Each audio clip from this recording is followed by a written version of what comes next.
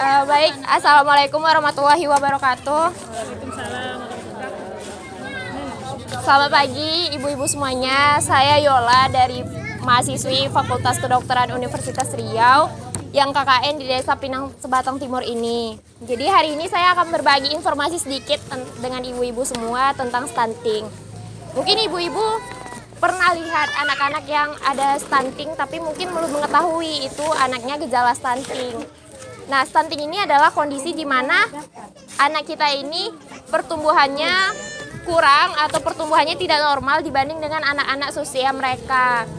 Kita lihat nanti anak-anaknya bisa lebih pendek dari teman-temannya atau perkembangan mentalnya kurang dari teman-teman seusia mereka. Untuk apa kita mengetahui stunting ini? Sebenarnya stunting ini adalah kondisi di mana anak itu kekurangan gizi secara jangka lama, ibu-ibu. Mulai dari ibu-ibu hamil, gizinya kurang, terus ketika anaknya lahir ASI-nya tidak eksklusif dan gizinya juga kurang. Ini yang menyebabkan nanti anak-anaknya di atas umur 2 tahun akan menunjukkan gejala-gejala stunting. Nah, seperti dia tingginya tidak seperti teman-teman seusianya atau kecerdasannya kurang. Seperti mungkin nanti ketika dia masuk sekolah diberikan tugas-tugas di mana teman-temannya bisa mengerjakan, tapi kok anak kita nggak bisa ya, tapi kok anak kita kurang cakap ya untuk menerima pelajaran di sekolah. Ini adalah salah satu dari dampak yang akan didapatkan oleh anak kita ketika nanti dari ibu hamil sampai anaknya usia 2 tahun kekurangan gizi. Nah, oleh karena itu untuk bagaimana cara mencegah agar anak kita tidak seperti itu?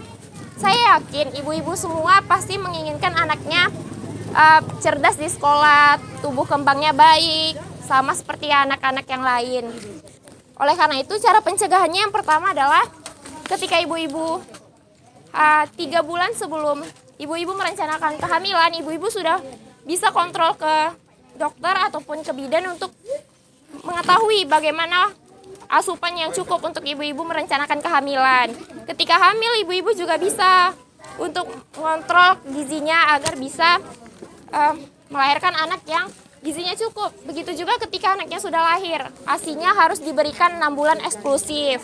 Setelah itu, setelah 6 bulan bisa diberi juga makanan pendamping ASI sampai umur 23 bulan didampingi dengan ASI-nya juga. Setelah itu nanti makanan ini yang perlu ditekankan sekali, karena stunting ini adalah kondisi di mana anak-anak kita kekurangan gizi secara jangka panjang, ibu-ibu. Makanan itu bukan hanya sekedar anaknya udah kenyang, udah bisa nih, udah cukup gizi, bukan seperti itu. Yang cukup gizi itu di mana proteinnya tercukupi, di dalam nasinya ada ikannya, atau besoknya ada telurnya, ada sayurnya, cemilannya mungkin bisa kacang hijau atau kacang rebus. Itu kan hal-hal yang mungkin masih bisa kita jangkau dan itu punya gizi yang sangat tinggi untuk anak kita. Dan selanjutnya itu adalah akses air bersih. Mungkin di sini kita tidak perlu memperhatikan hal itu karena saya yakin mungkin di sini sudah tercapai hal itu, di mana sanitasi di sini sudah bersih kan.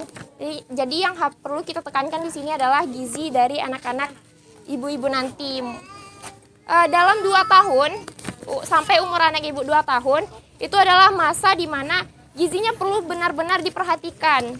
Karena sebelum 2 tahun itu adalah masa emas bagi anak-anak tumbuh kembang. Namun jika nanti anak-anak ibu teridentifikasi stunting, ibu tidak perlu khawatir karena kalau sebelum 2 tahun itu masih bisa diobati dengan cara gizinya diperbaiki secara bertahap sampai umurnya 2 tahun. Oleh karena itu penting ibu-ibu membawa tiap anaknya posyandu tiap bulan atau tiap ada jadwal posyandu. Itu pentingnya ibu-ibu membawa anak-anaknya untuk posyandu setiap ada jadwal posyandunya. Mungkin itu Bu, sekian dari saya. Apakah ada yang ingin Ibu tanyakan?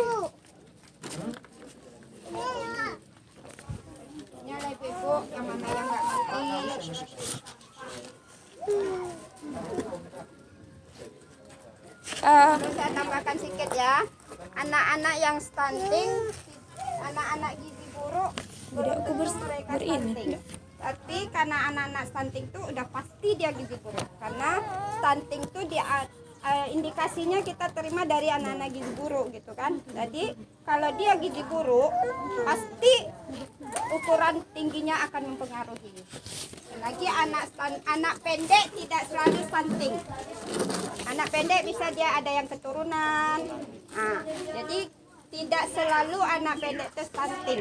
Anak stunting di samping dia pendek dan lagi daya pikirnya kurang.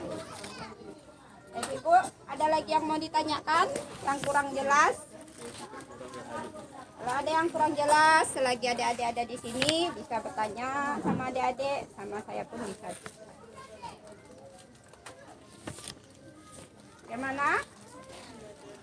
Udah jelas semua Ibu? Baik Ibu, jika tidak ada yang bertanya saya tutup. Wassalamualaikum warahmatullahi wabarakatuh. Selamat pagi.